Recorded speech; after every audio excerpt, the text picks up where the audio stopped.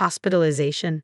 You're planning to use that as an excuse to slack off on housework even more. Slack off? I didn't mean to. If you keep shirking your chores, divorce is next. My husband spoke these words casually, unfazed by my upcoming hospital stay. He seems to think he can intimidate me with the threat of divorce, believing that dangling the possibility will make me more obedient. What an insult. Being a housewife doesn't mean I'll let myself be pushed around. I'm definitely going to divorce him and escape from this hell. I'm Sandy Davis, 28 years old. A year ago, I married Kenny, a colleague from work. Although we were in different departments, our frequent interactions led to a relationship. After a smooth courtship, we got married. I left my job and embraced life as a full-time housewife. Before we tied the knot, Kenny had said to me, "Sandy, after we get married, I'd like you to be a full-time housewife." Really? But I actually like my job. My mom was always a stay-at-home mom, and I think it's best for women to manage the home. Because of her, my dad could focus on his work without any stress. Is that so? Are you sure? I'm not exactly an expert in housework. That's all right. All I ask is that you manage the house without overburdening yourself. I'll handle the earning. All right, Kenny, if that's what you want, I'll give being a housewife a try. So, I left my job and embraced my new role as a housewife. Navigating the unfamiliar chores was tough, but I was living the life I had dreamed of with Kenny, whom I loved deeply. After losing my parents a few years ago, Kenny was my only family, and I was determined to cherish our life together. But happiness is fleeting. 6 months into our marriage, Kenny came home in an unusually foul mood. Normally, he'd greet me with a cheerful "I'm home," even if he was tired, but today was different. He sighed heavily and collapsed onto the sofa. I approached him with caution. "Kenny, welcome home. You look exhausted. Are you okay?" Dinner is ready. Would you prefer to eat first or take a shower?" "Hey, Sandy, can't you see I'm deep in thought? Stop bothering me." With wide eyes and a fierce glare, my husband erupted in anger. I had never seen him so enraged before, and I flinched instinctively. I'm sorry." Even as I quickly apologized, he made a loud, dismissive click of his tongue. His frustration spilled over as he began to vent his irritation on me. "Must be nice just lounging around the house all day." "Wait, Kenny, what's this all of a sudden? You're supposed to be a housewife, but you're really just idling away while I'm at work. You're really the worst." "Hold on, I'm constantly doing chores around the house." "Shut up, you're nothing but a leech and you have the nerve to talk back to me." Without warning, he yanked a handful of my hair, lifting it painfully. Terror surged through me, and I cried out in desperation, "Stop it." But my plea fell on deaf ears. For the next hour, I was bombarded with harsh words, being called an inept wife and a freeloader. "I'm cutting our monthly expenses," he announced, his disdain for me growing daily. At first, he reduced our spending money by $100, but now I was left with only half of what I used to receive. Our relationship had devolved into something far from husband and wife. It felt more like master and servant, and this was just a year into our marriage. A year might seem short, but for me, it was a year of torment. Since Kenny lost his temper, time seemed to drag agonizingly slow. Each night, I faced his reprimands and blame for every minor infraction. Despite everything, I stayed with Kenny because I couldn't bring myself to truly dislike him. I clung to the hope that one day he would return to the man I once knew. Then, one day, something unexpected happened. As I was cleaning the house, my cell phone rang. I glanced at the screen and saw a name I hadn't seen in ages. Lori, a former coworker. Thrilled by the surprise call, I quickly answered. "Hello, Lori. It's been a while." "Sandy, it's been too long.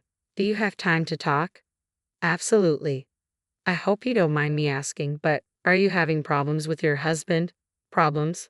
Why do you ask?" "I recently heard something unsettling. Kenny has been speaking poorly of you at work." "Wait, what's going on?" Lori explained that my husband had been portraying himself as very dominant at home. He'd been saying things like, "She can't do anything without me. She's utterly helpless with housework. If it weren't for me, she'd be divorced by now." Apparently, he had been bad-mouthing me to former colleagues and junior staff in his department. Since I used to work at the same company, everyone there knows me. Some of my old coworkers who are familiar with me had subtly defended me, but it seems this only angered Kenny further. He began ignoring and cold-shouldering those who stood up for me. As a result, the trust he had built was eroding. and the atmosphere in his department had reportedly become quite tense. Hearing this, Lori grew concerned and decided to reach out to me. I was left speechless by the news. I felt not only guilty but also deeply embarrassed that Kenny was causing problems for his colleagues. "I'm sorry, Lori. It seems Kenny has been stirring up trouble." "It's okay. He doesn't even listen to me at home." "I understand, but it's important to address this before it gets worse for both your sake and Kenny's." "You're right. Thanks, Lori. I'll make sure to talk to him tonight." "Try to, and remember, if you need to talk, I'm always here." After thanking Lori and ending the call, I returned to my cleaning, resolute to have a serious conversation with Kenny when he got home. I waited anxiously for his return. Several hours later, Kenny walked through the door as usual, heading straight for the fridge to grab a beer. Lately, he had stopped saying, "I'm home," or sharing details about his day. After finishing his meal, he would often start lecturing me, so I decided to bring up the topic before he could even take a sip of his beer. "Hey Kenny, how's work been lately?" "Ha! Why the sudden question?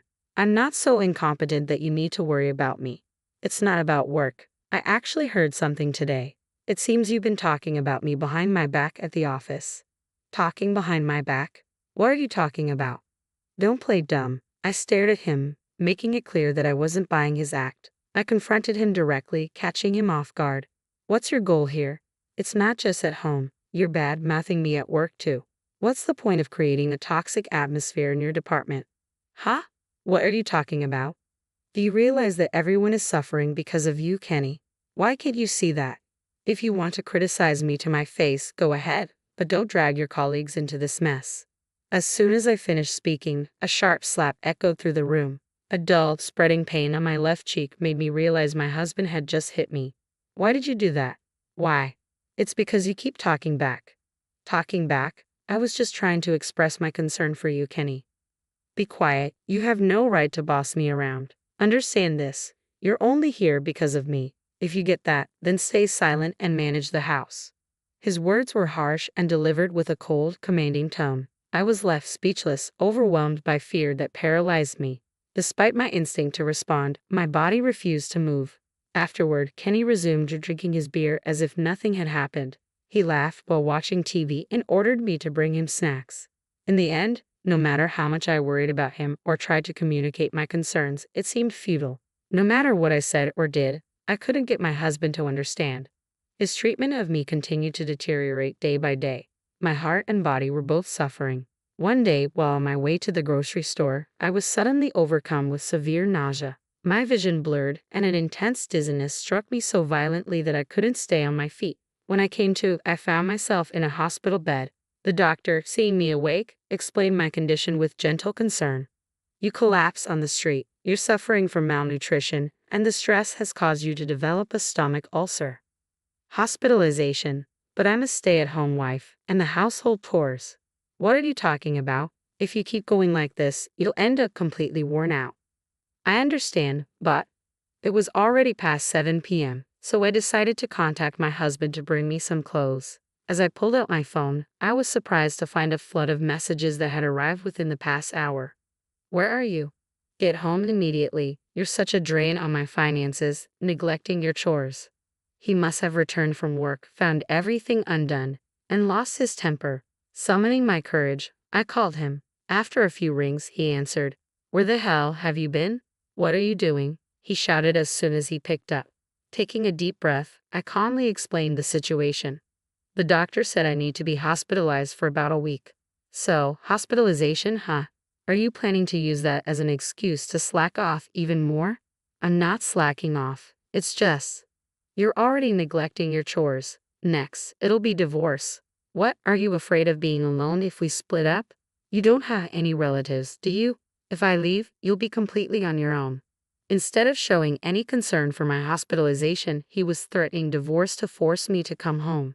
At that moment, a rage I had never experienced before reached its peak. Enough, I've had enough. I realized that I could never be happy living with this man. It was better too. As I sorted through my thoughts, my husband, lost in his own arrogance, began taunting me over the phone. "Hey, are you even listening? You'd be in trouble if we divorced, wouldn't you?" "Fine." "What? What did you just say?" I said fine, let's get a divorce. No, no, you must be kidding. Do you even understand what a divorce means? Of course I do, but if that's what you want, then you can start by preparing the divorce papers. Ha! As if you have the courage to actually follow through. Just remember this. In frustration, my husband abruptly ended the call without waiting for a response. Later, my phone rang again. This time, it was my former boss from my old job. Even after I became a housewife, my old boss had reached out to me several times. I had always been passionate about earning certifications, accumulating several before my marriage. These certifications, earned during my student days and early career, had greatly benefited my job, earning me a reputation and trust from higher-ups. Despite my decision to quit after getting married, they had made several attempts to keep me on board. Now, as I contemplated divorce while in the hospital, I also considered returning to work. When I shared this with my boss, he was immediately supportive. He agreed to reinstate me and even arranged for company housing. It was decided that I would return to work and move into the dormitory next month. I'm ready now. I can leave my husband anytime. When I returned home from the hospital, I found the completed divorce papers on the desk. Without hesitation, I signed them and immediately submitted them to the courthouse. I rushed back home, packed my essentials, and left before my ex-husband returned. A few hours later, while taking a breather in a budget hotel, my phone buzzed with a call from Kenny. Reluctantly, I answered his persistent calls, and he immediately started yelling. Hey, did you get discharged from the hospital today? Yes, so what? I replied calmly. What do you mean, so what? You signed the divorce papers and left. Why didn't you wait for me to come back? You already know the answer.